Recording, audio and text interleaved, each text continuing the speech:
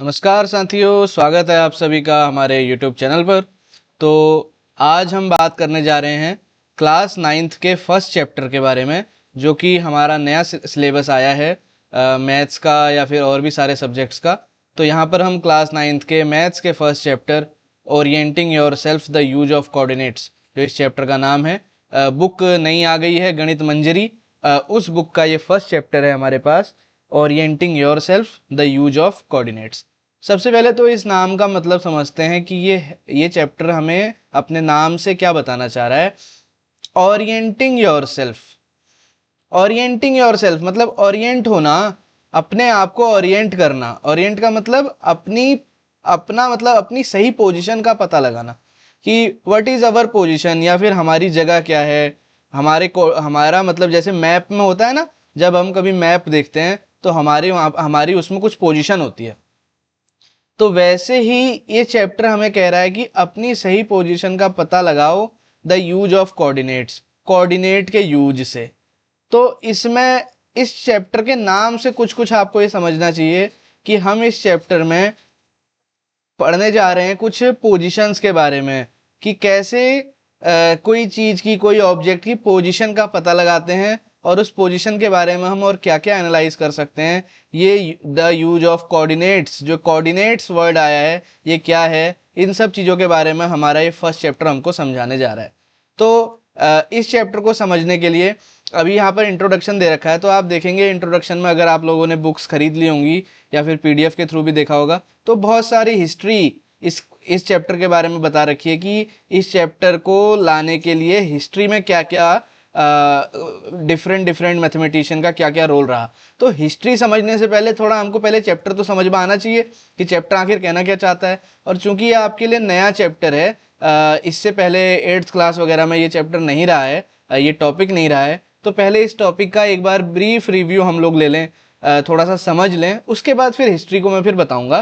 पहले आज के लेक्चर में हम इसके इंट्रोडक्शन को समझेंगे कि ये चैप्टर हमें क्या क्या बताएगा, हमें इसमें क्या क्या करना है, और एक शुरुआत इसमें हो जाएगी कि कोऑर्डिनेट्स ये होते क्या हैं। तो इसको जानने के लिए चलते हैं दूसरी स्लाइड पर। तो यहां से हम शुरू करते हैं। अच्छा, मैं समझता हूं आपने डायमेंशन वर्ड सुना होगा। अगर नहीं सुना है तो अभी समझ में आ जाएगा, और अगर सुना है तो अच्छी बात है। डायमेंशन वर्ड आपने एक सुना होगा। मैं यहां पर बात करूंगा 1D यानी 1 डायमेंशन, 2 डायमेंशन और 3 डायमेंशंस के बारे में। पहले तो इसको मैं आपको समझाना चाहूंगा। कुछ बच्चे अगर गेम वगैरह खेलते होंगे मोबाइल में, जो ऑनलाइन गेमिंग वगैरह होती हैं, तो उनमें वो लोग समझते होंगे 1 डायमेंशन 2 डायमेंशन क्या होता है। गेम्स में भी आजकल कई कई डायमेंशंस के गेम आ गए हैं। तो जिन बच्चों को नहीं पता उनके लिए सबसे पहले तो आप एक बात एज्यूम करिए, एक बार के लिए सोचिए कि एक सड़क है, एक पतली सी सड़क है,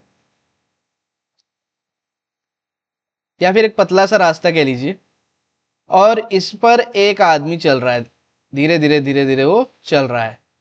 तो ये सड़क सीधी सीधी सड़क है, बिल्कुल सीधी जा रही है, सीधी जा रही है ये सड़क। तो इस सड़क पर जब वो आदमी चलेगा तो उसका जो पाथ होगा वो कैसा होगा, वो बिल्कुल सीधी लाइन में होगा, सीधा ही चलेगा, क्योंकि ये बहुत पतली सी सड़क है तो ज्यादा ऊपर नीचे वो जा नहीं सकता, तो सीधा सीधा ही चलेगा, तो सीधी लेंथ में चलेगा। अब अगर मैं यहां खड़ा हूं, यहां पर मैं हूं, और वो आदमी मान लीजिए यहां पहुंच गया, तो इस आदमी की पोजीशन बताने के लिए आपको क्या करना पड़ेगा, आपको ओनली ये लेंथ मेजर करनी पड़ेगी। ये वाली लेंथ कितनी है, ये अगर आप मेजर कर लेंगे तो आपको पता चल जाएगा कि उससे आपकी डिस्टेंस कितनी है, या फिर उसकी पोजीशन कहां पर है। अगर आप किसी पॉइंट को मान लें कि इस पर, ये जो बीच का पॉइंट है, इस पॉइंट से हमें डिस्टेंस नापनी है, तो आपकी डिस्टेंस इस पॉइंट से इधर सीधी रेखा में, आप यहां पर अपनी डिस्टेंस पता कर सकते हैं, या फिर अपनी पोजीशन पता कर सकते हैं, और इसकी पोजीशन आप यहां से पता कर सकते हैं। तो जब सारी पोजीशंस हमारी एक सीधी स्ट्रेट लाइन में होती हैं, तो ऐसी डायमेंशन को 1 डायमेंशन कहते हैं। ये स्ट्रेट लाइन में जब काम कर रहे होते हैं, जब हम लोग स्ट्रेट लाइन में। अब तक क्या हमने किया है, अब तक हमने मैथमेटिक्स में बचपन से लीनियर चीजें देखी हैं हमने। जब नंबर लाइन देखी तो वो एक लाइन में ही होती थी, यहाँ पॉजिटिव नंबर होते थे, यहाँ निगेटिव नंबर होते थे। इसका मतलब क्या होता था, जब जीरो के इस तरफ आप जाएंगे तो पॉजिटिव साइड चलेंगे, जीरो के लेफ्ट साइड जाएंगे तो निगेटिव साइड चलेंगे। और जीरो से ही डिस्टेंस सारी मेजर होती थी कि 1 यूनिट अगर आप जा रहे हैं जीरो से तो 1, राइट साइड जा रहे हैं तो +1, और लेफ्ट साइड जा रहे हैं तो -1। तो जब एक सीधी स्ट्रेट लाइन में ही ओनली हमारा डिस्कशन होता है तो ऐसे इस डिस्कशन को वन डायमेंशन बोला जाता है। मतलब वन डायमेंशन में हम लोग काम कर रहे हैं। जैसे कभी चीटी चलती है, कभी कभी वो सीधी लाइन में जब चलती है तो आप समझ लीजिए वो वन डायमेंशन में वर्क कर रही है अपना। अब आते हैं टू डायमेंशन पर।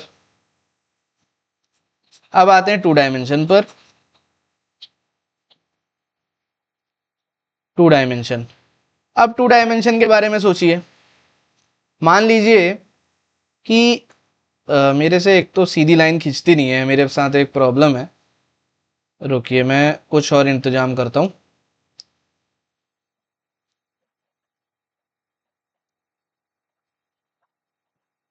मान लीजिए कि ये जो है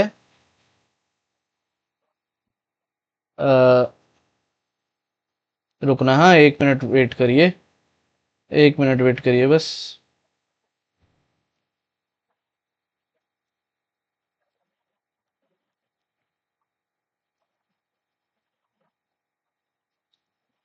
हाँ अब देखिएगा, अभी भी नहीं हुआ।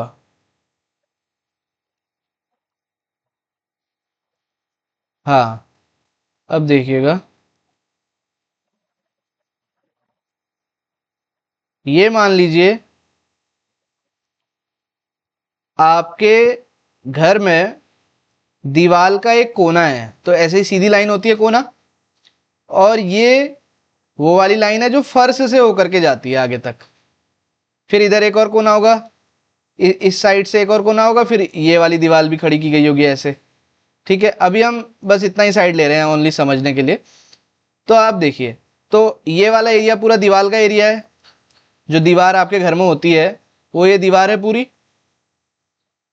अब आप क्या कंसीडर कीजिए, इस दीवार पर कोई चींटी चल रही है, इस दीवार पर एक चींटी चल रही है, तो वो फ्री है ना, वो इधर भी जा सकती है और वो ऊपर की तरफ भी जा सकती है।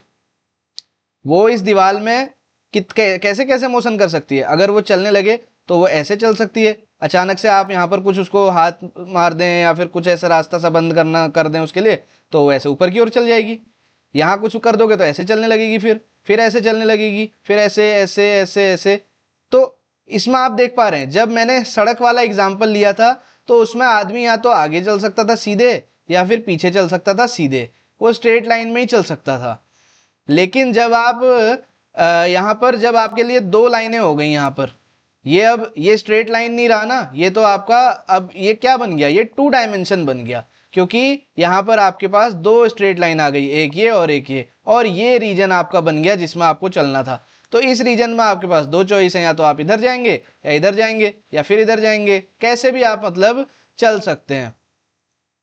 तो इसका क्या मतलब हुआ, इसका मतलब ये हुआ कि अब ये वन डायमेंशन नहीं रहा, ये टू डायमेंशन हो गया। तो टू डायमेंशन में हमारे पास, जहां पर वन डायमेंशन में हमारे पास एक ही लाइन हुआ करती थी, टू डायमेंशन में हमारे पास दो लाइनें हैं।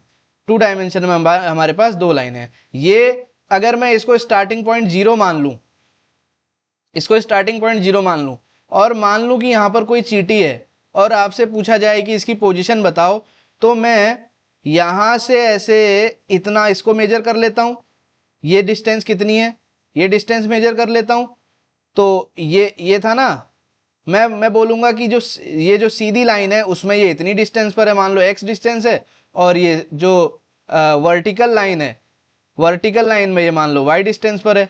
तो मैं कहूंगा कि जो हॉरिजेंटल लाइन है उसमें तो वो चींटी x एक्सिस की डिस्टेंस पर है मुझसे। अगर मान लो मैं यहां पर खड़ा हूं, ये मेरा रेफरेंस पॉइंट है, तो मैं कहूंगा कि हॉरिजेंटल में तो x एक्सिस की डिस्टेंस पर है, और वहीं वर्टिकल में y एक्सिस की डिस्टेंस y डिस्टेंस पर है।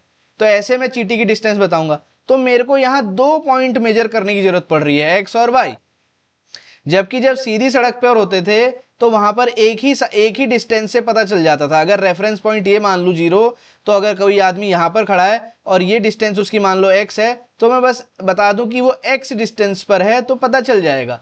लेकिन अगर कोई आदमी 2D डायमेंशन में काम कर रहा है, 2D डायमेंशन में चल रहा है, जहां उसको 2 डायमेंशन दी गई हैं चलने के लिए, तो वहां पर मुझे उसकी 2 डिस्टेंस बतानी पड़ेंगी, एक हॉरिजॉन्टल डिस्टेंस बतानी पड़ेगी और एक वर्टिकल डिस्टेंस बतानी पड़ेगी।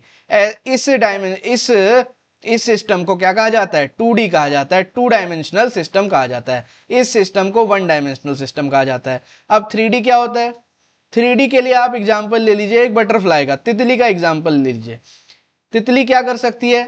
तितली जमीन पर सीधा चल भी सकती है, हवा में उड़ भी सकती है ना, वो सीधी लाइन में भी चल सकती है, ऊपर को भी चल सकती है, और बाहर की, मतलब उसका 3 डायमेंशन हो गया तितली का। अब ये 3 डायमेंशन आपको कैसे समझ में आएगा? आप ऐसे अपनी उंगलियों को ऐसे कर लीजिए, अगर आपको ये दिख रहा होगा, तो एक डायमेंशन तो ये ऊपर की तरफ, जहां वो ऊपर की तरफ चल सकती है, एक सीधी डायरेक्शन में चल सकती है, और एक ऐसे या ऐसे भी तो चल सकती है, तो वो 3 डायमेंशन हो गई। तो जब हवा में कोई चीज चल रही है तो वो 3 डायमेंशन है, वहां पर आपको 3 कोऑर्डिनेट बताने की जरूरत पड़ेगी।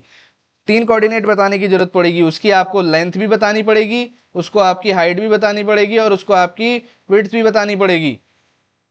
तो इस तरीके से ये 3D, तो ऐसे सिस्टम को हम 3D सिस्टम बोलते हैं। तो इस सिस्टम में हमें 3 डिस्टेंस बताने की जरूरत पड़ती है। तो यहां पर जो हमारा ये सिस्टम है, जो ये चैप्टर है, इसमें हमें 2 डायमेंशनल सिस्टम में वर्क करना है। 2 डायमेंशनल सिस्टम के बारे में हमें समझना है, क्योंकि हम बचपन से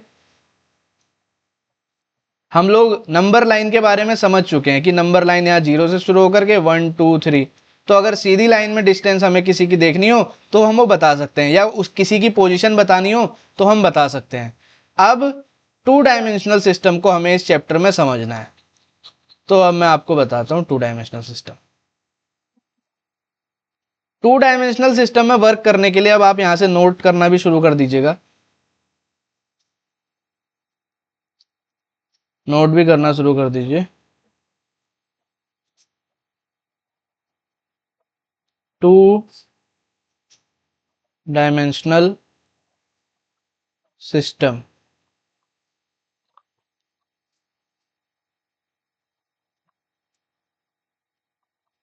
इसको समझेंगे।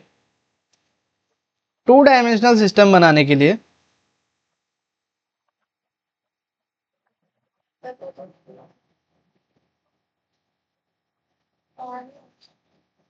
ओहो, एक मिनट, हाँ,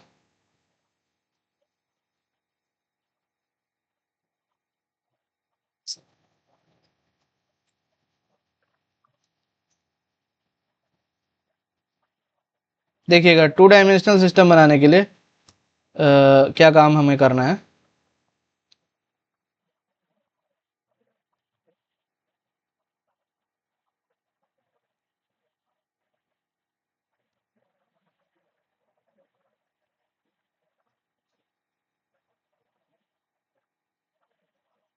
ऐसे मैंने एक लाइन बनाई, इसको कहेंगे हॉरिजॉन्टल लाइन,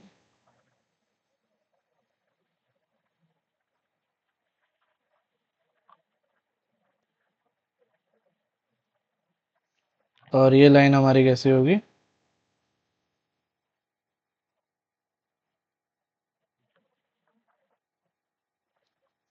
वर्टिकल लाइन।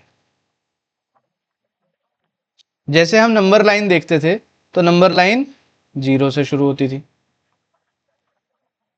तो ये वाले पॉइंट को हम 0 कंसीडर करते हैं, इस पॉइंट को। अब जब हम 0 से राइट साइड में जाते हैं तो इसको कहा जाता है एक्स एक्सिस। इसको क्या कहते हैं? एक्स एक्सिस कहते हैं। और 0 से जब हम ऊपर की साइड जाते हैं, ऊपर मतलब वर्टिकल साइड, और इसको, इस साइड को कहते हैं हॉरिजॉन्टल, हॉरिजॉन्टल, और इस साइड को कहते हैं वर्टिकल, और इस एक्सिस का नाम होता है वाई एक्सिस। अब ये हमारी एक कन्वेंशन होती है कि जीरो जीरो के बाद हम बराबर बराबर डिस्टेंस पर, जैसे नंबर लाइन में होता था, बराबर डिस्टेंस पर 1 2 3 4 5 6 इस तरीके से नंबर्स लिख देते हैं। और वाई एक्सिस में 1 2 3 4 5 6 इस तरीके से नंबर लिख देते हैं। ये सेम डिस्टेंस पर नंबर्स हमारे होते हैं। तो हॉरिजॉन्टल लाइन में, हॉरिजॉन्टल लाइन को एक्स एक्सिस बोला जाता है, वर्टिकल लाइन को वाई एक्सिस बोला जाता है। अब मुझे बताया गया, मेरे को एक प्रॉब्लम दी गई कि एन आंट वन चींटी is moving on A wall, it is 5 centimeter distance, it is at 5 centimeter distance from horizontal axis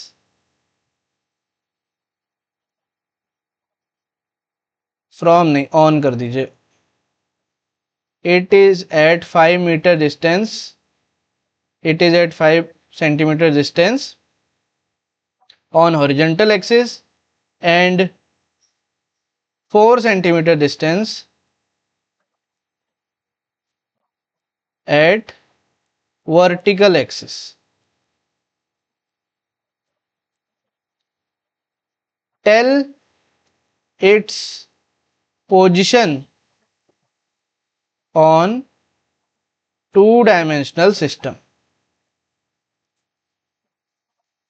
तो आपसे क्या बोला गया कि एक चींटी है, ये 5 सेंटीमीटर की डिस्टेंस पर हॉरिजॉन्टल एक्सिस पर है और 4 सेंटीमीटर की डिस्टेंस पर वर्टिकल एक्सिस में है।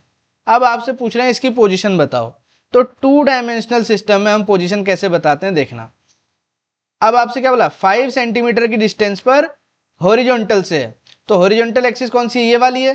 5 सेंटीमीटर की डिस्टेंस आप देखें कहां पर आ रही है, 1 2 3 4 5। अगर मैं मान लूं कि ये जो मेरी डिस्टेंस है 1 1 सेंटीमीटर की है, ये मैं यूनिट डिसाइड करता हूं ना, तो मैं इसको 1 सेंटीमीटर या 1 मीटर अपनी मर्जी से बना सकता हूं। तो मान लीजिए मैंने ये ब्लॉक्स 1 1 सेंटीमीटर के बना रखे हैं, तो ये कितनी डिस्टेंस पर है, 5 सेंटीमीटर की डिस्टेंस पर है, तो मतलब यहां पर होगी। और आपको क्या बोला गया, वर्टिकल एक्सिस पर 4 सेंटीमीटर की डिस्टेंस पर है, तो मतलब 4 सेंटीमीटर वर्टिकल एक्सिस ये वाली है, तो 4 सेंटीमीटर की डिस्टेंस ये रही। तो अब आपको चींटी की लोकेशन पता लगानी है। तो चींटी एक्स एक्सिस पर यानी हॉरिजॉन्टल एक्सिस पर 5 और वर्टिकल पर 4, तो हॉरिजॉन्टल एक्सिस पर डिस्टेंस हमारी ऐसे 5 और वर्टिकल एक्सिस पर ऐसे 4, तो मतलब चींटी कहां पर है, ये हमारी आंट यहां पर है, यहां पर वो चींटी है।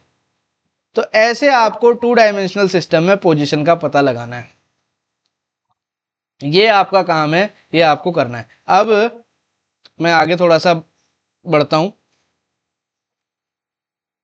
देखिए अब ये तो रही बात टू डायमेंशनल सिस्टम की, लेकिन आप जानते हैं जब नंबर लाइन हम लोग पढ़ते थे तो वो निगेटिव की तरफ भी होती थी, पॉजिटिव तरफ भी होती थी। तो इसमें ऐसा क्यों नहीं है, इसमें भी ऐसा होगा, इसमें भी ऐसा आएगा, पर वो मैं आपको आगे के वीडियोस में बताऊंगा। अभी हमको इसी में सीमित रहना है, पॉजिटिव एक्सिस पर, तो उसी में सारा काम करना है, ठीक है। तो अभी एक आध एक्सरसाइज और थोड़ा सा सॉल्व कर लेते हैं, उसके बाद फिर और अच्छे से इसको हम समझेंगे। कुछ और पॉइंट्स को वो करना हम सिखाते हैं आपको।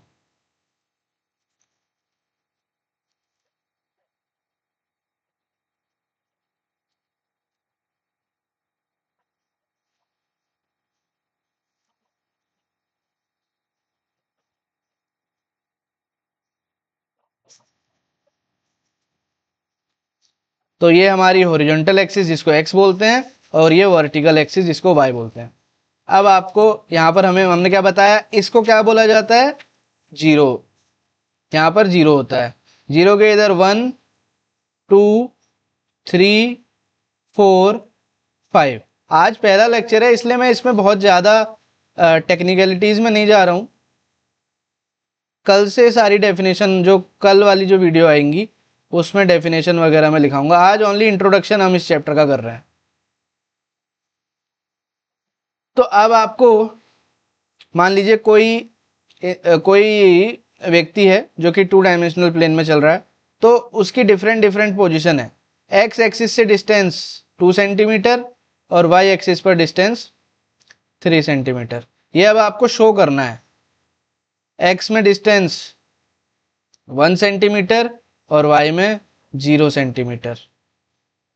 एक्स में डिस्टेंस 0 और वाई में डिस्टेंस 4 सेंटीमीटर।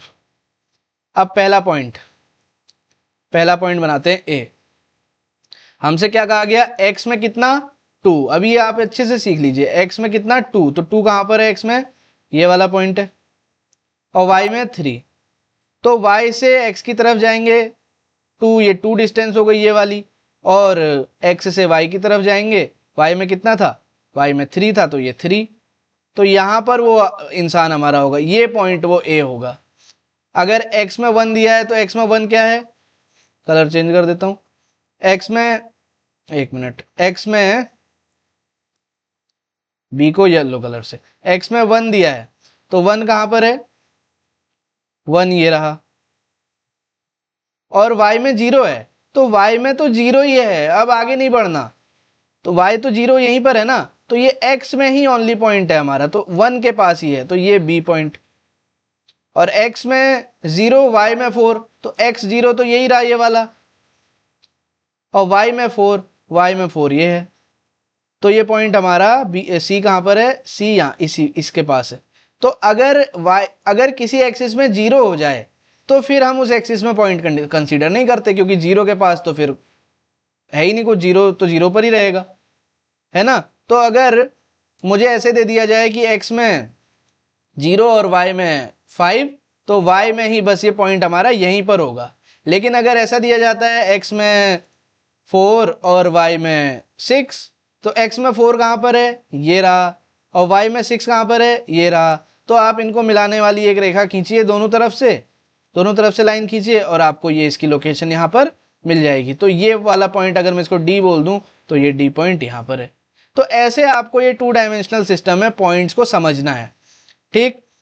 तो उम्मीद करता हूं कि आपको ये सब थोड़ा बहुत समझ में आया होगा। अगले वीडियो में इसमें और अच्छे से क्लियरिटी होगी। अभी अब हम थोड़ा सा बुक की तरफ चलते हैं। बुक में इसको बहुत अच्छे एग्जाम्पल से बताया गया है। अब जरा देखिए, इसको हिस्ट्री को हम फिर समझेंगे। इस यहां से पढ़ना शुरू करते हैं 1.2 से।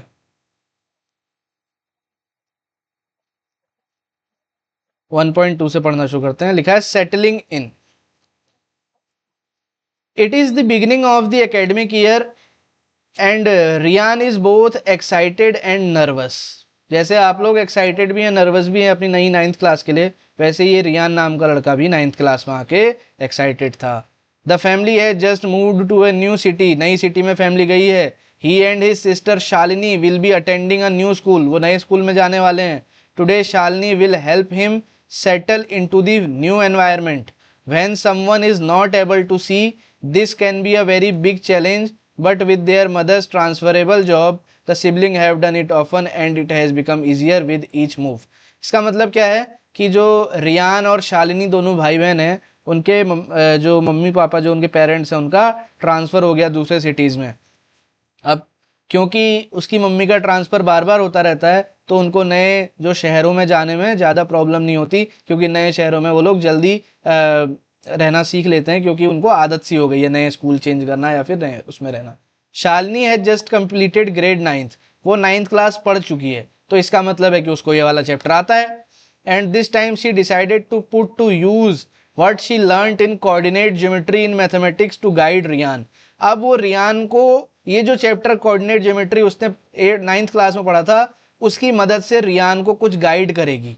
वो क्या गाइड करेगी देखिएगा। Shalini wanted Riyan to feel the direction. वो उसको डायरेक्शन समझाना चाहती है। So she use the rectangular grid. Grid का मतलब होता है ऐसे रेक्टेंगुलर उसने ऐसे मतलब स्क्वायर सा या रेक्टेंगल बना दिया। ग्रिड का मतलब होता है ऐसे चार लाइनें खींच करके उसको क्लोज कर लिया, है ना। Which she had fixed pins and threads, और उसको पिंस और थ्रेड्स की मदद से उसने फिक्स कर दिया, ऐसे पेपर पर ऐसे ग्रिड बना के फिक्स कर दिया। This showed the floor of the room. अब ये वो ग्रिड बना हुआ है, आप देख रहे होंगे, ये वो एरिया उसने बना दिया। उसने देखो क्या क्या बना दिया इसमें, देख सकते हैं आप लोग।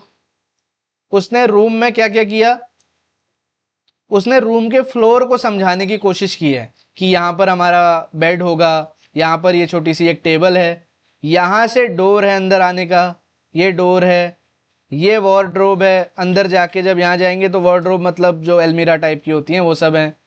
फिर यहां से एक और डोर है, ये डोर इधर जाता है, फिर ये डोर इधर से इधर खुलता है। यहाँ बाथरूम है, ये इनका बाथरूम है, ये बाथिंग एरिया, ये सारा चीज उसने यहाँ पर दिखा रखा है। तो उसने ये फ्लोर का डायग्राम बनाया है, आप समझ रहे हैं, फ्लोर का डायग्राम बनाया है, फ्लोर का उसने डायग्राम बनाया है। अब क्या कह रहे हैं, और उसने क्या मेजरमेंट रखी, मेजरमेंट क्या रखी, 1 सेंटीमीटर प्रोपोर्शनल टू 1 फुट।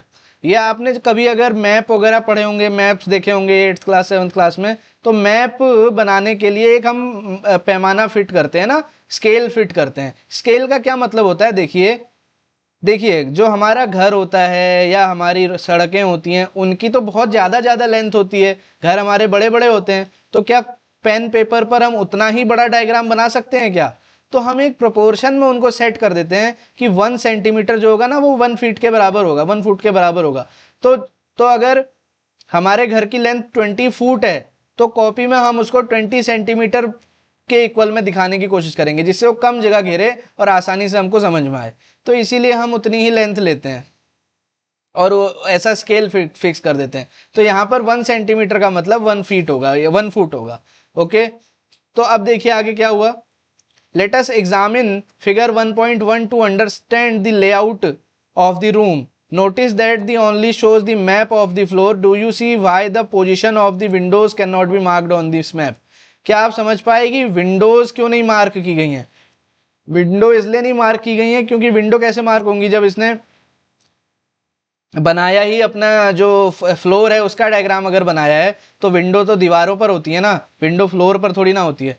तो जब विंडो वो अपना क्या कहते हैं दीवारें बनाएंगी जब अपने, तो तब वो विंडोज मार्क करेंगी। तो 2D coordinate system, Cartesian coordinate system, ये वाला सिस्टम मैंने अभी आपको समझा दिया है पीछे, अब आप अभी समझ लेंगे इससे।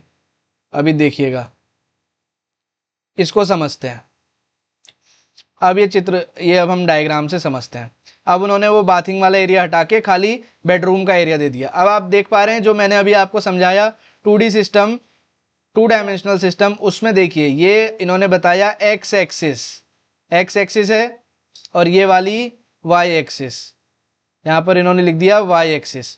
अब इन्होंने नंबरिंग दे दी, ये जो ओ पॉइंट है वो क्या है, 0,0 पॉइंट है। अब मैं एक बात आपको और बताऊं, जब लोकेशन हमें समझ में आ जाती है, जैसे मैंने पिछले वाले जो डायग्राम में समझाया था कि ये डी जो पॉइंट है ये x पे 4 है, y पे 6 है, तो फिर हम इसको ऐसे नोटेशन देते हैं 4,6, ऐसे हम इसको नोटेशन देते हैं। x वाले को पहले रखते हैं, y वाले को बाद में रखते हैं, और हम बताते हैं कि d इज एट 4,6। जब हम लीनियर लाइन में थे तब तो हम खाली इतना बता देते ना 6 सेंटीमीटर डिस्टेंस, लेकिन अब हम 2 डायमेंशनल प्लेन में हैं तो हमको x एक्सिस की डिस्टेंस भी बतानी होती है, y एक्सिस की, और ऐसा जर्नली बना दिया गया है कि x वाले को पहले लिखते हैं, y वाले को बाद में लिखते हैं। यही अब रूल है, तो रूल यही है, तो x वाले को हमेशा पहले लिखना होता है, y वाले को बाद में लिखना होता है। ठीक, तो अब इस डायग्राम को समझते हैं। इसमें कुछ क्वेश्चंस दिए हुए हैं और उनको भी करने की कोशिश करते हैं। ये एक्सरसाइज सेट 1.1 है, आपका कंप्लीट हो जाएगा।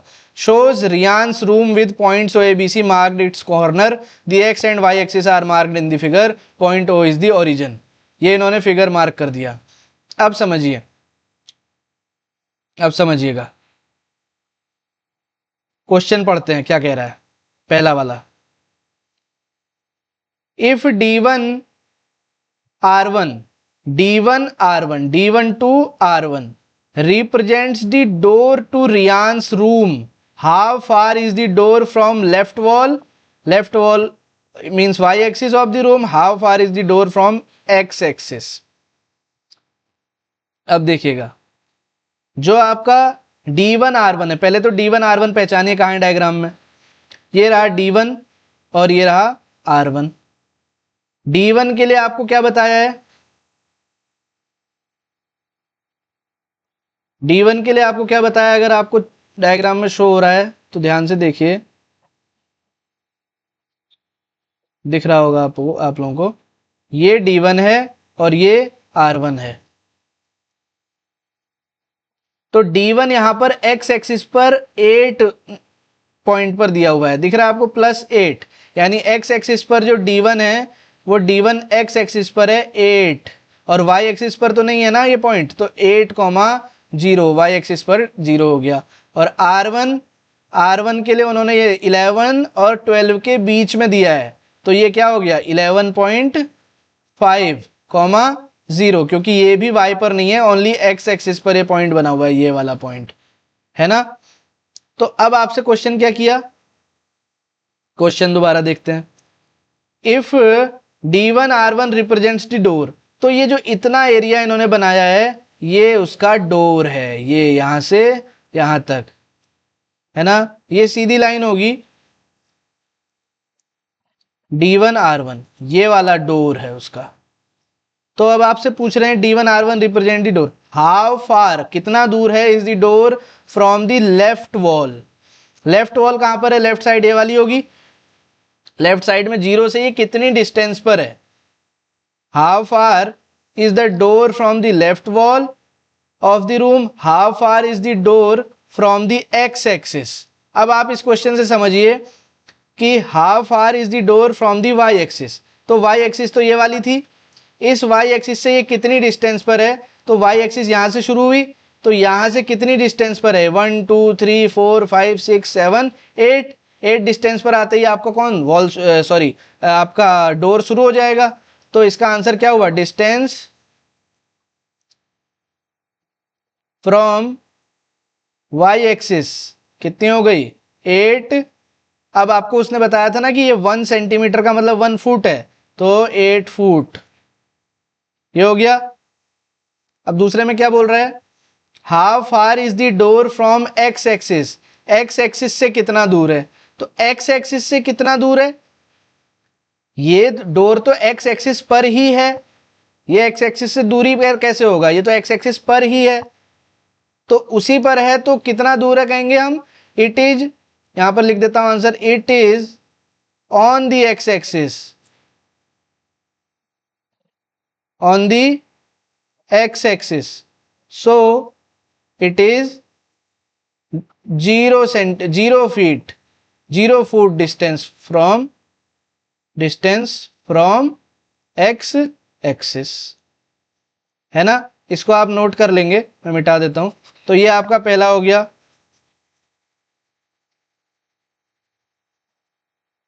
अब दूसरे में क्या बोल रहे हैं,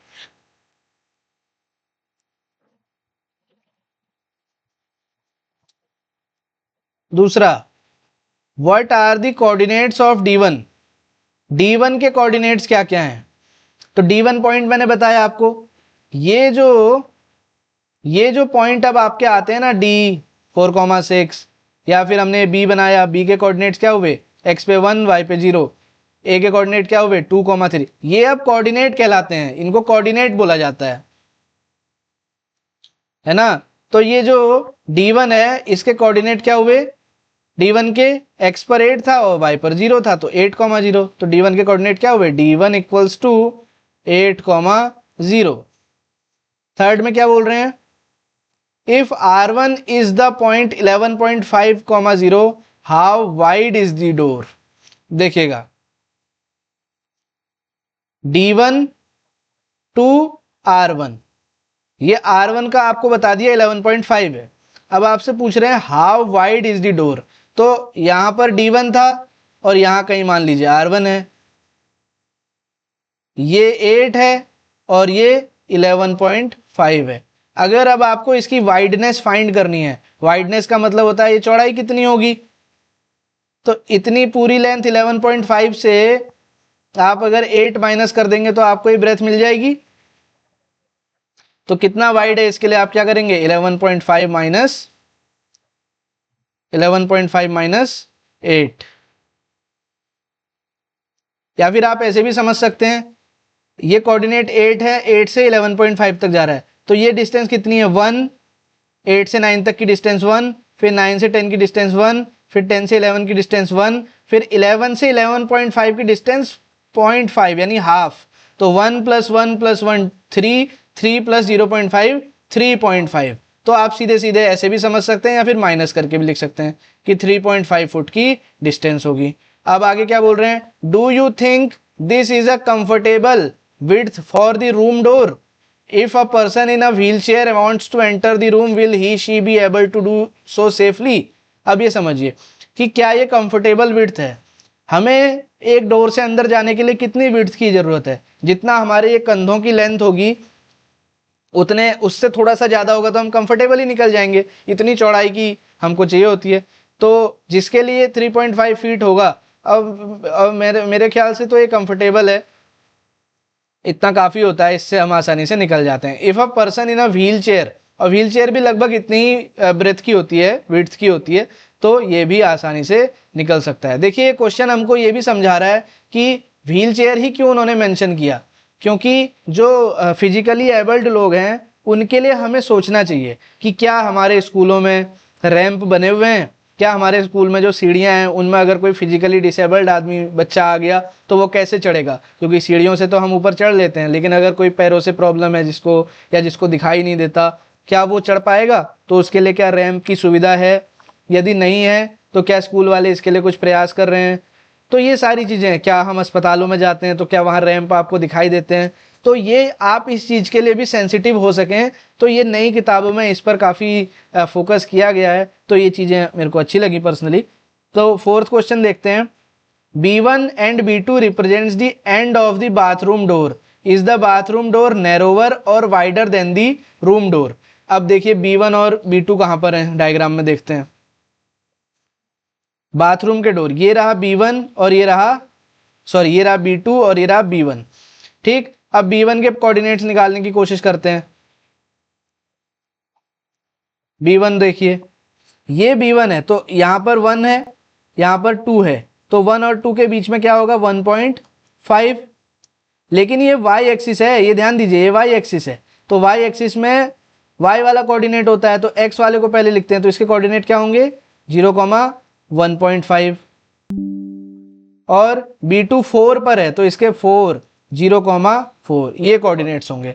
अब वाइडर पूछा आपसे कि कितनी विड्थ है, तो ये यहां से शुरू हो रहा है, तो ये हाफ डिस्टेंस यहाँ पर 0.5, फिर ये 2 से 3 तक 1 और 3 से 4 तक 2, तो ये भी 1 ही, मतलब 1 + 1 + 0.5 कितना आई वाइडनेस इसकी 2.5 आई। या फिर आप ऐसे भी निकाल सकते हैं कि 4 - 1.5, 4 - 1.5 करेंगे तो भी 2.5 ही आएगा। ये आप समझे ना मैंने क्या बताया।